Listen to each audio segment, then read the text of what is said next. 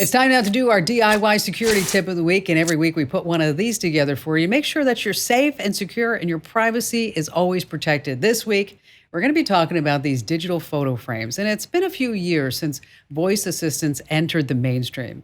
And if you need to make a call, take a note, or just search for something, all you need to do is say the wake word and then you just ask. But as time passed, we started wondering who's really listening? When are they listening? And what are they doing with all my recordings? And now, many have cameras in addition to microphones. So folks are really totally freaked out. And if you've been wanting to have the convenience of a voice assistant without sacrificing your privacy, we're going to cover the best ways to configure your smart home hub so Amazon, Facebook, and Google, well, they can't watch and listen whenever they please. So let's start at the top with the Echo Show from Amazon. It's the biggest seller out there. It's the Alexa-enabled smart displays, the most privacy-aware edition now.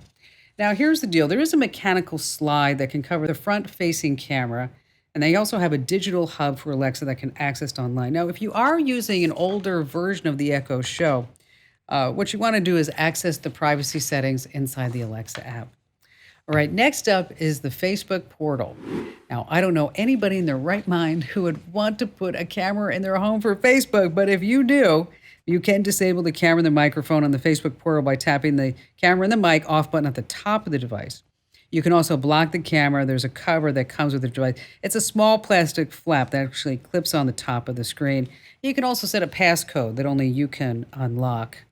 And what about the Nest Hub? Nest is owned by Google, so that is totally freaking a lot of people out right there. But what you want to do is download the Nest app. This way you can review and delete video and audio footage captured by the Nest Hub. And according to Google, the device only captures video when the light is showing green. So if it isn't, you're in the clear. But what you want to do is make sure that you take the extra time, especially if you've been given one of these devices away, maybe to a parent or grandparent or a relative or a friend who's older. Make sure that the privacy settings are totally locked down. We've got step-by-steps on all of this. Obviously, I can't give the steps out over the air, but we do have it written out for you. Just head over to komando.com. That's Komando.com. And once you're there, hit that Show Pics button. You know where it is, right on the homepage. Hey, thanks for watching. Now, a few things. Don't forget to click the like button and also subscribe to our YouTube channel. And for more digital know-how, check out all these other great links.